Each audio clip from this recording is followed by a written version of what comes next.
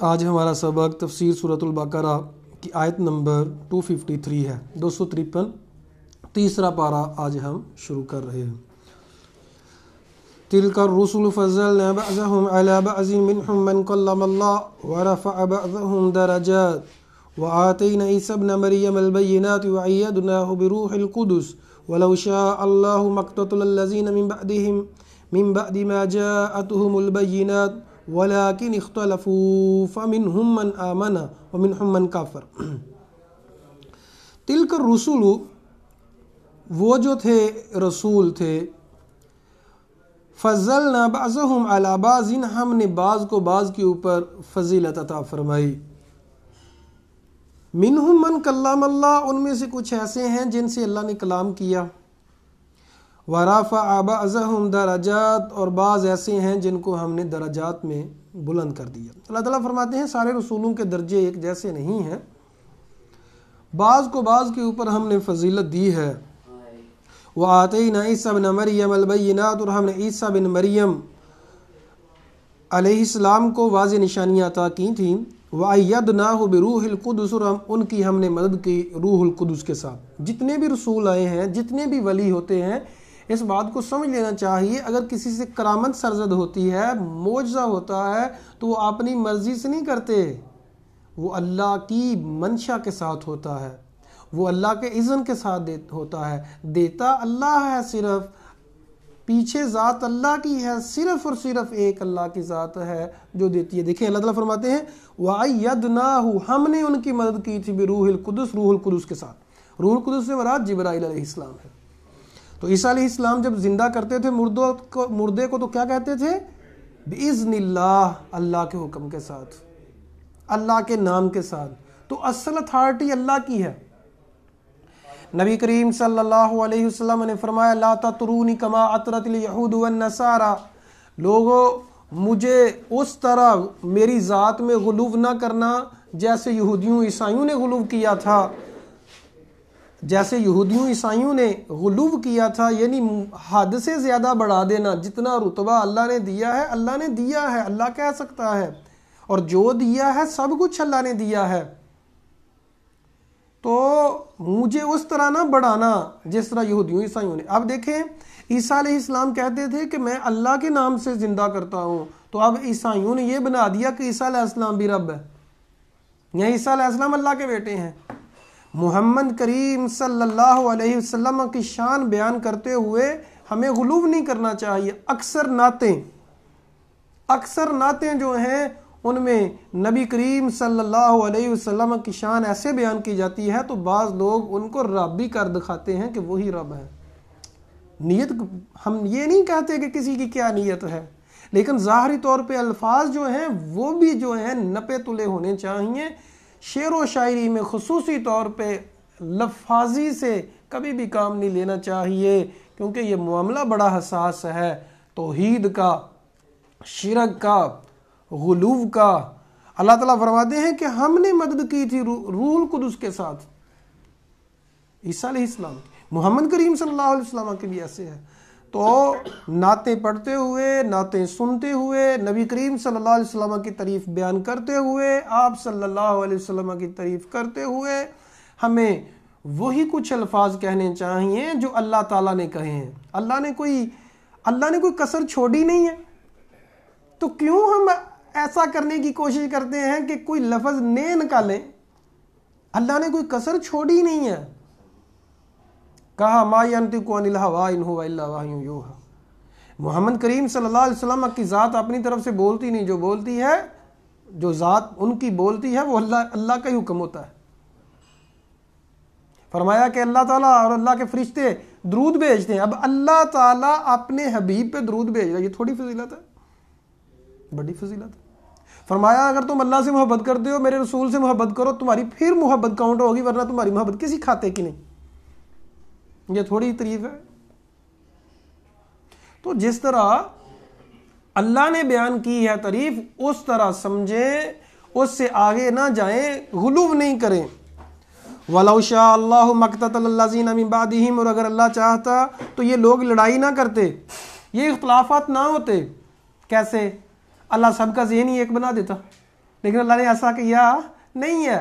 سو ہمیں اللہ تعالیٰ نے اختیار دیا ہے کس بات کا، اور عقل اتنی دی ہے کہ علم حاصل کرو، سینس حاصل کرو، حکمت حاصل کرو، اختلاف میں بھی بری بات نہیں کرنی، برداشت کرنی ہے۔ ورنہ برداشت کا کوئی سوال پیدا ہونا تھا جب ذہن ہی ایک جیسا تھا؟ تو لڑائی، فرشتوں کی لڑائی ہوتی ہے؟ نہیں۔ اختلاف ہوتا ہے ان میں؟ نہیں۔ ہمیں کیوں کہا، اختلاف کیوں دیے؟ پتا چلے کون غصہ کرتا ہے، کون پیتا ہے، کون برداشت کرتا ہے، کون نہیں کرتا، کون اخلاقیات کیا ہیں۔ رضائل اخلاق ہیں، محاسن اخلاق ہیں۔ رضائل اخلاق جو بری باتیں ہوتی ہیں، برے باتیں نہیں کریں گے وہ محاسن اخلاق بن جائیں گے۔ تو اللہ تعالیٰ فرماتے ہیں اگر ہم چاہتے تو کسی میں بھی لڑائی نہ ہوتی، لوگوں میں سافٹ ویئر ایک ہی کر دیتے سب کا، لیکن اللہ تعالیٰ نے ہر ایک کا سسٹم علیحدہ رکھا ہے۔ اللہ کو یہ منظور نہیں ہے کہ ہم سارے ایک جیسے ہی ہوں۔ ہاں، اللہ نے جو اصول دیے ہیں ان جیسے بننے کی کوشش کرنی ہے۔ ما جاءتهم الذين من بعدهم من بعد ما جاءتهم البينات، جو واضح نشانی ان کے پاس ہے، ولكن اختلفوا، ان کے پاس انہوں نے پھر بھی اختلاف کیا۔ اللہ تعالیٰ فرماتے ہیں یہ تمہاری آزمائش ہے، تمہیں مختلف ذہن عطا کر دیے، پھر میں نے ایک اپنی بات ایک بجاری کی، مختلف ذہنوں کے ہوتے ہوئے میری بات کو فالو کون کرتا ہے؟ مختلف مزاجوں کے ہوتے ہوئے میری بات کو کون فالو کرتا ہے؟ فَمِنْهُمْ مَنْ آمَنَ، ان میں سے کچھ ایسے ہیں جو ایمان والے ہیں، وَمِنْهُمْ مَنْ کافر، ان میں سے کچھ ایسے ہیں جو نے کفر کیا۔ اب دیکھیں دوبارہ اللہ تعالیٰ اسی بات کو ریپیٹ کر رہے ہیں، وَلَوْ شَاءَ اللَّهُ مَا اقْتَتَلُوا، اور اگر اللہ چاہتا تو یہ لوگ لڑائی نہ کرتے۔ تو کیا کرتا اللہ؟ زبردستی نہ کرنے دیتا۔ اسی طرح ایک جو اور جگہ پہ اللہ تعالیٰ فرماتے ہیں قرآن مجید میں، اگر اللہ چاہتا تو یہ سارے لوگ نیک ہو جاتے، اگر اللہ چاہتا تو یہ کوئی بھی ظلم نہ کرتا۔ تو کیا کرتا اللہ تعالیٰ؟ زبردستی ان کے اوپر نفاذ کراتا۔ اگر اللہ چاہے تو سارے کے سارے لوگ نیک ہو جائیں، لیکن اللہ کو یہ منظور نہیں ہے، اللہ کا سسٹم ہی نہیں ہے یہ۔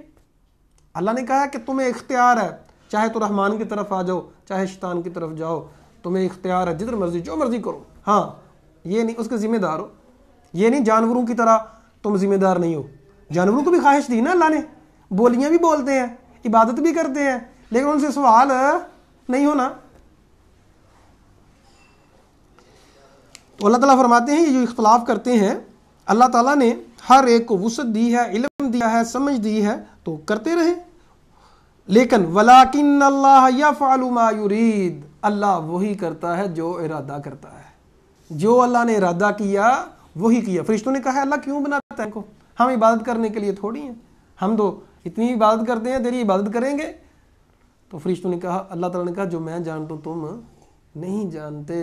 اب دیکھیں نا، ایک طرف فرشتے ہیں وہ گناہ کر ہی نہیں سکتے، اب اللہ تعالیٰ کی ڈیمانڈ یہ ہے میرے بندے ہوں، ان کی خواہش ان کو کہتی ہے گناہ کرو، دل کر رہا ہے، لیکن مجھے دیکھا نہیں ہے، غیب سے مجھ سے ڈرتے ہوئے میری بات مانتے ہیں۔ فرشتوں نے تو دیکھا ہوا ہے، فرشتوں کا جو معاملہ ہے وہ تو اللہ تعالیٰ کے پاس رہتے ہیں، اللہ تعالیٰ کا ان کا ایک اپنا سسٹم ہے، فرشتوں کا تو ایک اپنا سسٹم ہے علیحدہ سے۔ لیکن انسان کو طاقت بھی دی گناہ کرنے کی، اور گناہ کی طاقتیں اس کے دل میں بھی ہیں، اور پھر ایک شیطان بھی مقرر کر دیا، اور دنیا داری بھی اسی طرح کے طرف لے کے جاتی ہے۔